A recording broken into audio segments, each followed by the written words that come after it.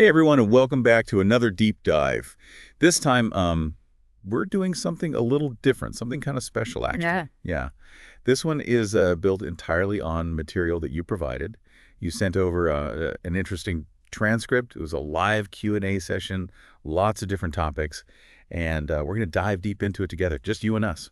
This is exciting, a completely personalized deep dive. We've got a lot to unpack here. This Q&A transcript, it's packed with insights about things like consciousness and creation, a lot of questions about interference, both positive and negative. There's even a sneak peek into an upcoming book. There's a lot to explore. Oh, yeah.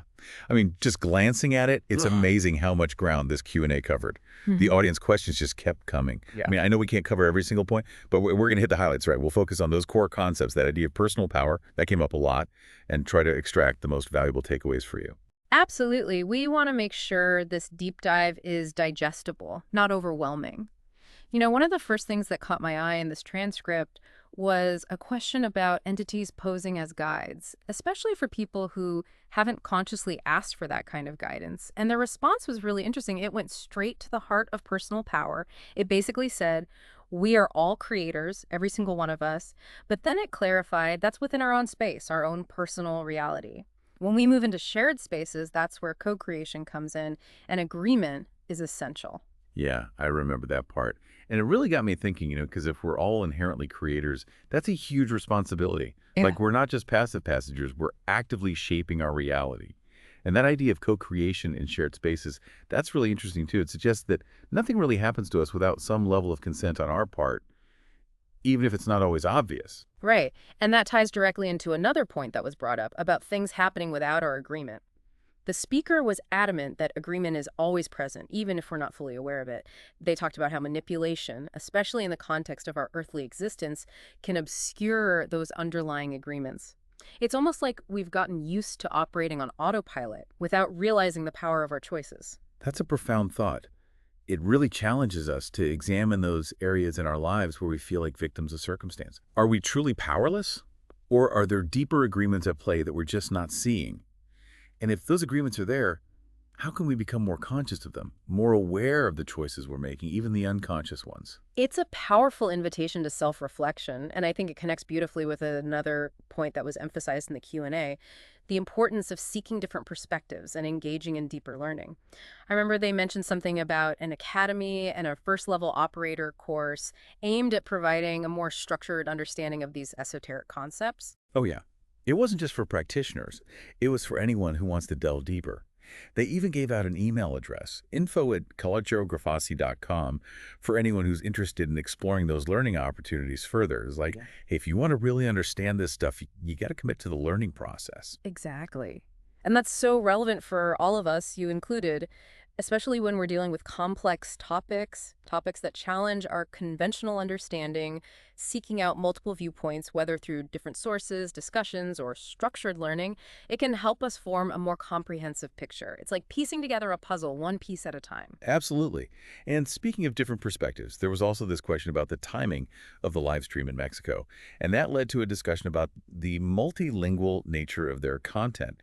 They mentioned using language codes like FR for French and IT for Italian in their video titles, so people can easily identify the primary language of a stream. It's a really helpful tip, especially if you're navigating content from around the world. Right. It's all about making this information accessible to a wider audience, regardless of language barriers. It's a great example of how even small details can make a big difference when you're seeking knowledge and understanding. So pay attention to those codes, they're there to help you. Now, this next one was a bit of a head-scratcher. Someone asked about subliminal DNA, like plant DNA, being injected onto Earth by interferers. And even the speaker in the Q&A seemed a bit puzzled by this. They clarified that, at least in their understanding, interferers don't produce human DNA, and asked for clarification. It was a really interesting exchange because it highlighted the importance of clear communication, especially when we're talking about such abstract and potentially confusing concepts. Definitely. It's a reminder that sometimes, even when we're all interested in the same topic, we might be using different language or interpreting things in different ways. And in those moments, it's crucial to pause, check in with each other, and make sure we're on the same page. It's about being open to different interpretations without losing sight of the bigger picture. Absolutely. Okay, now for a fun part. The speaker casually mentioned that they just finished writing their book. They were even kind enough to share a sneak peek of a couple of pages, even though they were having some formatting issues with the digital version. Yeah. Typical ebook problems, images shifting around and all that. It's always exciting to get a behind-the-scenes glimpse into a creative process, especially when it's a topic as personal and potentially transformative as this. So what did they share? What kind of sneak peek did we get? Well, they talked about some pretty incredible experiences. They described a journey with mushrooms in Mexico, visions of entities encountered during sessions, and even detailed a Temascal ceremony. That traditional Mexican sweat lodge used for purification. They specifically mentioned a small cenote where they first experienced the effects, describing a feeling of the world breathing, of the etheric realm becoming visible. It was really evocative. Wow, that's powerful imagery. The connection between specific environments, altered states of consciousness, and the perception of non-ordinary realities, it's a recurring theme in many spiritual and esoteric traditions. It makes you wonder what those ancient cultures understood that we're only just beginning to rediscover. Right. And then they talked about pareidolia, our brain's tendency to see familiar patterns in random stimuli, like faces and clouds. But they made it very clear that their experiences went beyond pareidolia. They described seeing a draconian entity, interacting with its environment using physical features of a rock formation as reference points. They even mentioned monkeys being visible in a video included in the ebook version. Interesting. I mean, pareidolia is certainly a real phenomenon, but as you said, the speaker emphasized that what they witnessed was much more than that. They were describing an interaction, a perception of something real, something beyond our normal sensory range, even though it was partially anchored to physical elements in the environment. It's a fascinating perspective. Absolutely. And they also talked about the language of the book. It was written in their native language, and they were a bit unsure about translating it themselves, especially into Spanish. They mentioned needing to find translators for other languages and the considerable cost involved, which is understandable given the specialized nature of the content. It's not easy to translate these kinds of ideas without losing their essence. Oh, absolutely. Translating complex and nuanced concepts, especially in the realm of esoteric knowledge, it requires a deep understanding of both languages and the subject matter. And finding skilled translators for this kind of work, it's no small feat. It's another reminder of the challenges and complexities involved in sharing this kind of information with a global audience. Now back to the Q&A. There was a question about libero arbitrio, which, for those of you who don't speak Italian, means free will. The question was about its role in the Grifasi method and whether a soul can choose to maintain interference. And the speaker's response was really thought-provoking. They pointed out that the word arbitrio itself, which means will or power, is inherently free. So within their method, the focus is on the individual using their inherent power to resolve their own issues. It's about recognizing our own agency, our ability to choose, even when it feels like we're stuck. What I find so empowering about that perspective is the shift from asking, do I have free will, to asking, how am I exercising my inherent power of choice? It suggests that even in situations where we feel trapped or controlled, there's always a degree of freedom within us. And by tapping into that power, we can reclaim our autonomy. Right. And they did acknowledge that someone might, on some level, choose to maintain an interfering relationship, although they emphasized the importance of considering the level of manipulation involved. It's a complex issue because it raises the question of why we might hold on to things that harm us. Are we unconsciously seeking something familiar, even if it's painful? Are there deeper patterns at play that we're not even aware of? That's a really deep question. It suggests that our choices, even those that seem self-destructive, might be driven by underlying needs or motivations that we haven't fully understood or addressed. It's an invitation to explore the hidden dynamics within ourselves and our relationships with others. Definitely. And then someone in the audience shared their personal experience of regularly seeing flashes of light, colors, and shapes. They were curious about what might be causing these perceptions. The speaker's response was very open-minded, acknowledging that it could be a variety of things. They suggested hypnotherapy as a possible way to delve deeper into the etheric realm and gain a clearer understanding of those experiences. It's like, hey, let's explore this further. Let's see what's really going on here. It's a reminder that unusual sensory experiences are often very personal and subjective. What might seem strange or even alarming to one person might be perfectly normal for another. And hypnotherapy, as you mentioned, can be a powerful tool for exploring those non-ordinary states of consciousness and gaining insights into the nature of these perceptions. It's about honoring the individual experience while also seeking deeper understanding. Exactly. Now, there were also a couple of brief mentions, one of a potential client who decided not to proceed with the session, and another of a previous client named Virginie. Just little glimpses into the human side of this work, those individual stories that remind us that we're all on our own unique journeys. Yeah, those little moments bring a sense of realness to the whole discussion. It reminds us that we're not just talking about abstract concepts, we're talking about people, each with their own experiences and challenges. It's about honoring the individuality of each person's path. Absolutely. And then there was some very practical information shared about how to book sessions. They gave out different email addresses for booking with Electra directly or for inquiries involving translation. They even lightheartedly mentioned that the listener might feel proud needing translation, but gently urged them to book soon because they were planning to learn French. It was a nice touch of humor amidst all the serious discussion. It definitely lightened the mood. And it's always helpful to have clear and accessible information for those who are ready to take the next step. Whether that's booking a session or simply reaching out for more information, it shows a genuine desire to connect with people and support them on their journeys. Yeah. Okay, moving on. We had a question about the apparent contradiction between claims of society being only 200 to 400 years old and the experience of seeing ancient Egyptians or Romans during sessions. And the speaker's response was basically, well, if society was only that young, our family trees wouldn't go back very far.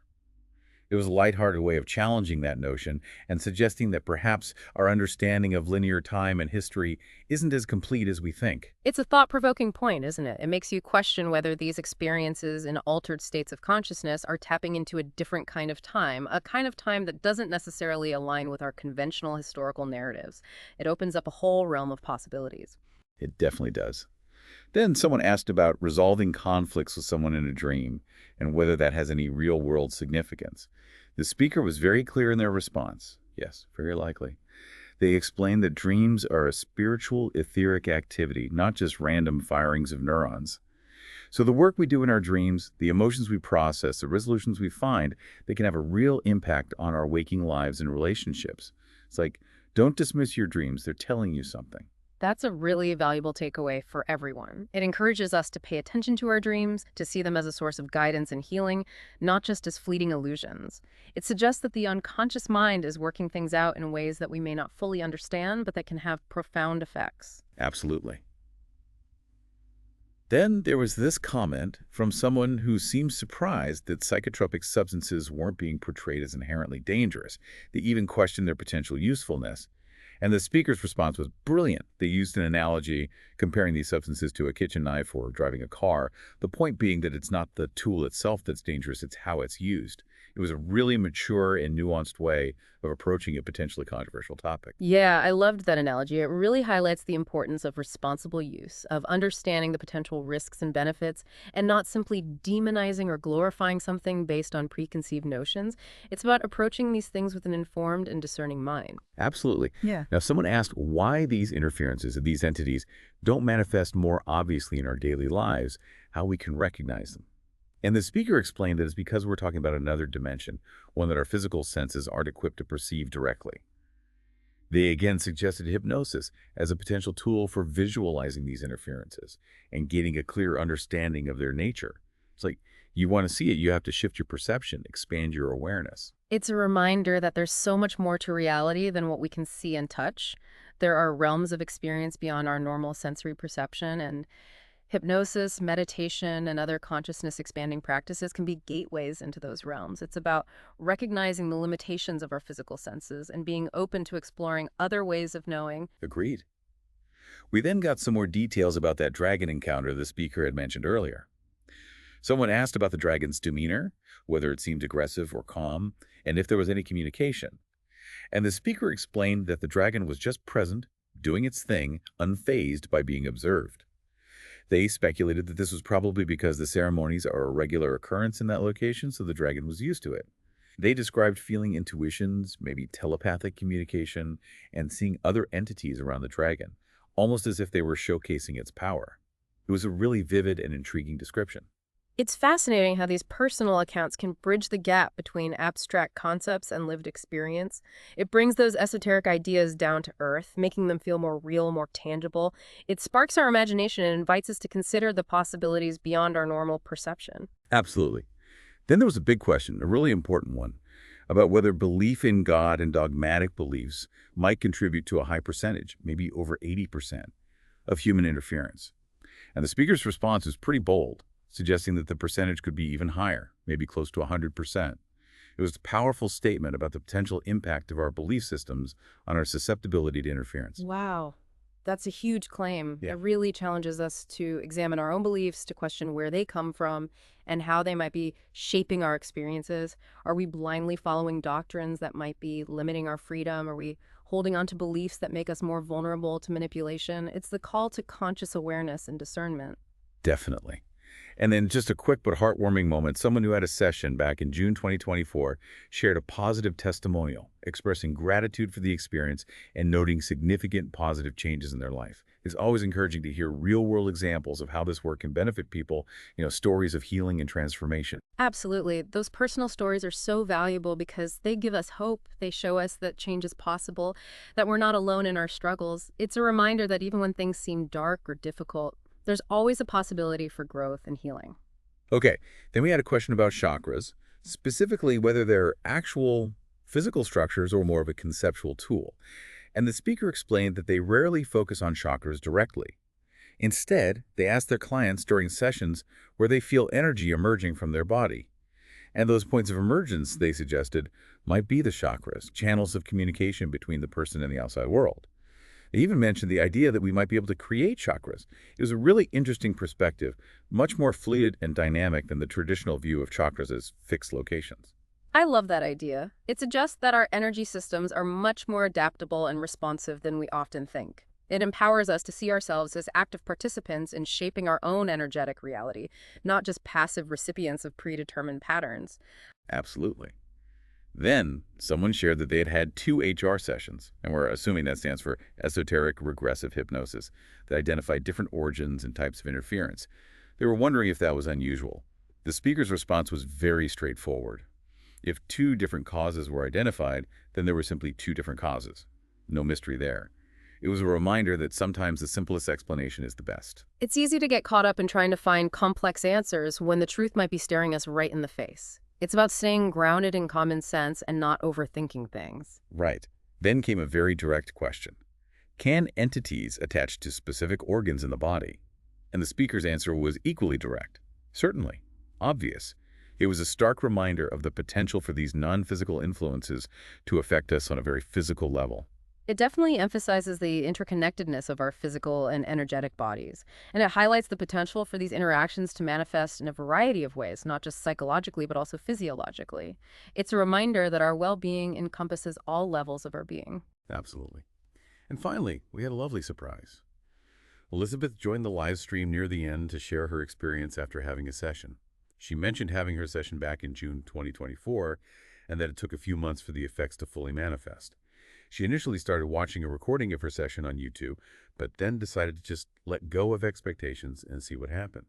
And she ended up connecting with Franca after leaving a comment online. Elisabeth reported significant positive changes in the 5-6 months following her session, including a decrease in fear and a boost in self-confidence. Her advice to everyone was, go for it. Even if financial considerations mean having to wait, she felt it was worth it. She mentioned preferring sessions with translation as she doesn't speak Spanish fluently, although she's picking up some words from watching sessions. She also mentioned doing a session related to practicing sign language. She expressed gratitude to Jessica for the help she received and ended by saying she would recommend having a session with anyone on the team. A really positive and inspiring testimonial. Elisabeth's story is a wonderful example of the transformative power of these sessions, and her emphasis on patience, on allowing the effects to unfold over time, is so important. It's a reminder that true healing is often a process, not an instant fix. And her positive experience and recommendation are sure to encourage others who are considering this path. Definitely. So as we wrap up this deep dive into the Q&A session, a few key takeaways really stand out. That empowering notion that we are all inherently creators, that agreement plays a crucial role in shaping our reality, and that seeking diverse perspectives through learning is essential for expanding our understanding. And Elisabeth's story reminds us that personal transformation is possible, even if it takes time and unfolds in unexpected ways. It's about trusting the process and being open to the possibilities. And as you reflect on all this, one question to ask yourself is this: Knowing that agreement is always present, at least on some level, are there any areas in your life, any patterns or relationships that you might want to re-examine with this new awareness? What hidden agreements might be at play, and are they truly serving you? A powerful question indeed. Thanks for joining us for this unique and personalized deep dive. We hope you found it valuable and thought-provoking. Until next time, keep exploring, keep questioning, and keep expanding your awareness.